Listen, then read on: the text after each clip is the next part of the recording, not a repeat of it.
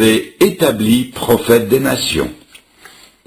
Israël, le peuple de Dieu, pourra dire « L'Éternel m'a appelé dès ma naissance, il m'a nommé dès ma sortie des entrailles maternelles. » L'apôtre Paul dira de son ministère dans l'Épître aux Galates au chapitre 1er verset 15 « Il a plu à celui qui m'avait mis à part dès le sein de ma mère, de m'appeler par sa grâce et de révéler en moi son Fils. » Dans l'Évangile, lorsque Nathanaël, étonné, a posé au Seigneur Jésus la question lui demandant d'où il le connaissait, Jésus a répondu « Avant que Philippe t'appelât, je t'avais vu sous le figuier, je te connaissais. » Dans le récit que nous avons lu dans le livre des Rois, c'est la même vérité qui ressort. C'est Dieu qui prend l'initiative de l'appel d'Élisée. Il envoie le prophète Élie et il lui dit « Tu oindras Élisée comme prophète à ta place. » Au commencement de tout appel, de tout service, de toute vocation, il y a l'appel de Dieu. Quelle sécurité pour le restant d'une vie de savoir que Dieu en est le commencement, qu'il en est le déroulement et qu'il en sera la fin. C'est vrai pour chacun de nous, car dans l'Épître aux Éphésiens, au chapitre 2, versets 8 et 9, il est écrit que nous sommes son ouvrage, nous avons été créés en Jésus-Christ pour des bonnes œuvres qu'il a préparées d'avance afin que nous les pratiquions. S'il les a préparées d'avance, c'est que Dieu est au commencement de tout appel et de tout véritable service. Mais si Dieu est au commencement, notre responsabilité, c'est d'entrer dans cette préconnaissance de Dieu et de montrer l'estime que nous donnons à l'honneur qui s'y attache en y répondant favorablement. Car il est vrai que nous pouvons donner une fin de non-recevoir aux appels de Dieu. Dieu n'oblige personne à se convertir, il n'oblige personne à le servir. Dieu peut nous convaincre, il peut nous presser, il peut nous obliger à entendre sa parole, mais il nous appartiendra toujours de répondre à son appel. Dieu ne bousculera jamais personne dans son ciel.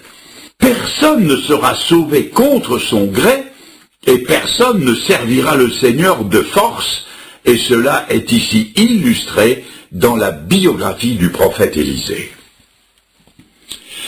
Alors, voyons ensemble comment les choses se sont passées. Je vais me permettre de faire une assez longue introduction sur le prophète lui-même. Nous connaissons très peu de choses sur la première partie de la vie d'Élisée.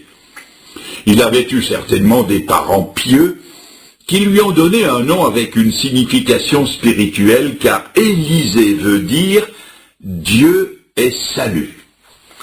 Il a passé sa jeunesse dans une famille aisée, il a grandi dans un cadre rural, dans le domaine de ses parents, et il a participé à la vie active d'une exploitation agricole. Et comme les jeunes d'autrefois n'étaient pas différents de ceux d'aujourd'hui, qui rêvent d'avoir le permis de conduire, qui leur donnera, sinon la liberté, tout au moins un sentiment d'autonomie, eh bien Élisée, jeune aussi, a attendu avec impatience le moment où il aurait le permis de conduire le tracteur de l'exploitation familiale, en l'occurrence une paire de bœufs. Et en quelques années, il s'est élevé au niveau des plus habiles ouvriers de son père, au point que nous le trouvons ici en train de conduire toute une section de labourage composée de 11 ouvriers. Il met la main à la pâte, il fait le 12e et conduit lui aussi son attelage de bœufs. Son avenir est assuré, il n'a plus maintenant qu'à continuer l'entreprise familiale. À votre avis, quel âge devait-il avoir? Cela n'est pas dit dans la Bible. Mais il ne devait être ni trop jeune, ni trop vieux. Il n'était pas âgé, car il n'avait pas encore, semble-t-il, de charge familiale, Mais il était quand même assez âgé pour prendre des décisions importantes. S'il s'en réfère à ses parents pour partir, et cela nous montre qu'il était encore assez jeune, il n'écoute cependant que son propre conseil pour abattre une splendide paire de bœufs, puis casser la charrette et en faire du feu. Cette initiative nous montre qu'il avait atteint une certaine maturité et une indépendance qui n'est pas celle de la prime jeunesse. Voilà donc campé notre personnage. Ni trop jeune, ni trop vieux. C'est, je le sais, une réponse de Normand, mais je n'en ai pas d'autre. Voyons maintenant quand et où l'appel de Dieu lui a été adressé. Je remarque que ce n'était pas un jour de sabbat. Ça aurait pu l'être. Ce n'était pas dans une assemblée extraordinaire. Ça aurait pu l'être. Ce n'était pas un jeudi de l'Ascension, comme aujourd'hui à Pont-de-Beauvoisin en Isère. Ça aurait pu l'être. Ce n'était pas dans une réunion missionnaire, ce n'était pas lors d'une réunion de prière. Ça aurait pu l'être. Ce n'était pas au cours de la pause repas. Il ne rêvassait pas à des choses supranaturelles. Il n'a pas eu une extase. Il n'a pas entendu des voix. Et il n'a pas reçu une vision particulière.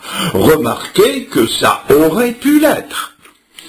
Ce n'était pas dans aucune de ces occasions-là. Non, il travaillait au labour des champs. Il a reçu son appel pendant la tâche quotidienne. Et c'est très important, parce que cela veut dire que pour Élisée, Dieu n'avait pas à arranger des situations spéciales, ni à lui préparer des décors extérieurs particuliers. Dieu connaissait ses dispositions intérieures, il était disponible depuis longtemps, Dieu pouvait venir le chercher n'importe quand et n'importe où. Il était prêt. Est-ce que nous sommes prêts à la visite inopinée de Dieu? Le Seigneur est venu le prendre derrière la charrue, comme il a pris David derrière le troupeau, comme il a pris Pierre et Jean à leur filet de pêche, comme il a pris l'évangéliste Moody dans son magasin de chaussures, comme il a pris Charles Studd à son université. Dieu est venu sans crier gare, comme dans le cas de Lévi qui était au bureau des recettes, la plume à la main.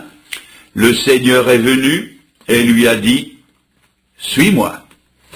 Et avant qu'Élisée ait eu le temps de se rendre compte de quoi que ce soit, un homme qu'il savait être le prophète Élie est venu vers lui et d'un geste ample, sans s'y reprendre à deux fois, il a jeté son grand manteau sur ses épaules. Il ne lui a fallu qu'une seconde pour comprendre l'immense portée de ce geste. Dieu le choisissait pour être le successeur du plus grand prophète d'Israël. Je fais maintenant une parenthèse d'application pratique pour notre temps. Mes amis, aujourd'hui, il y a aussi des successions à prendre. Des missionnaires ont atteint et dépassé l'âge de la retraite, et ils continuent, vaille que vaille, sur le champ de mission, attendant quelqu'un qui va reprendre des postes devenus vacants ou en train de l'être. Qui va les reprendre? Quand je pense aux évangélistes itinérants qui parcourent nos pays francophones, il y a aussi des postes qui bientôt seront vacants. Selon la norme des choses, j'ai atteint et dépassé les 2/3 de ma carrière d'évangéliste. Les missions partout clament leur besoin d'enseignants qualifiés sur les champs de mission. Des médecins, des infirmières remplissent une fois et demie un horaire normal. D'excellents conducteurs sont repris auprès de Dieu. Il y a des vides qui se font et des Élis inquiets portent des regards autour d'eux pour trouver des caractères valables sur lesquels ils pourront jeter leur manteau. Dans nos églises et assemblées, Des responsables, des diacres, des anciens, des pasteurs, des moniteurs passent. Et qui va les remplacer? Il y a, je le répète, des successions à prendre dans tous les domaines de l'activité chrétienne. Élisée a donc été appelé par Dieu et a répondu présent à cet appel. Voyons maintenant à quoi il a été appelé. Remarquez qu'il n'a pas été appelé à être d'emblée le prestigieux successeur du prophète Élie. Dans un sens, c'est vrai. Quand on lit le 2e livre des Rois au chapitre 3 et verset 11, nous voyons qu'il a d'abord été appelé à verser de l'eau sur les mains d'Élie. C'était beaucoup moins glorieux que de conduire 11 ouvriers, que d'être le fils du patron et l'héritier d'un grand domaine agricole. Si Dieu agit ainsi, c'est parce qu'Élisée avait besoin d'être recyclé pour le royaume. Et Dieu ne méprise pas les petits commencements, ni même les petits recommencements. Avant d'avoir un chêne, il faut planter un gland. Quand un homme naît dans ce monde, il vient comme un nouveau-né, comme une petite chose fragile. Nous n'imaginerions pas qu'un bébé devienne adulte en 24 heures, ce serait un monstre. Notre Seigneur Jésus-Christ, qui a incarné toutes les excellences dans sa personne, a suivi la filière en commençant par le commencement. Et la crèche de Bethléem en est la preuve. Il n'a pas sauté les étapes. Ruth de l'Ancien Testament a aussi commencé par laisser sa famille. Elle s'est adonnée à des petites tâches comme glaner dans les champs, et ce n'est qu'après qu'elle est devenue l'épouse du très considéré Boaz. Élie aussi, avant d'être nourri par les anges, a été nourri par les corbeaux. Et quand il est à Sarepta, le grand repas miraculeux a commencé par un peu d'eau, un morceau de pain, un petit gâteau, et ce n'est qu'après que l'abondance est venue. Quand il a demandé la pluie et qu'il est allé sur le Carmel, qui s'est mis à genoux et s'est mis à prier, il l'a fait 7 fois, et à la 7e fois le nuage chargé d'eau s'est pointé à l'horizon. Mais pour commencer, il n'était pas plus grand que la paume d'une main. Dites-moi, mes amis, de quoi Dieu se sert-il pour confondre les choses fortes? C'est l'Épître aux Corinthiens qui nous répond, de celles qui d'abord sont faibles. Et avec quoi confond-il celles qui sont sages? Avec celles qui d'abord sont folles?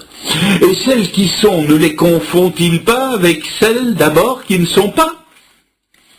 Dieu a dû ramener l'apôtre Paul au sentiment de sa petitesse, et il a obligé cet homme qui avait la stature morale d'un géant à n'être qu'une petite et faible chose, un faible commencement, et il lui a dit, « Paul, c'est dans ta faiblesse que ma force s'accomplit. » Dans le premier livre de Samuel, le reproche que l'Éternel fait à Saül, c'est d'avoir oublié qu'il avait été petit et faible.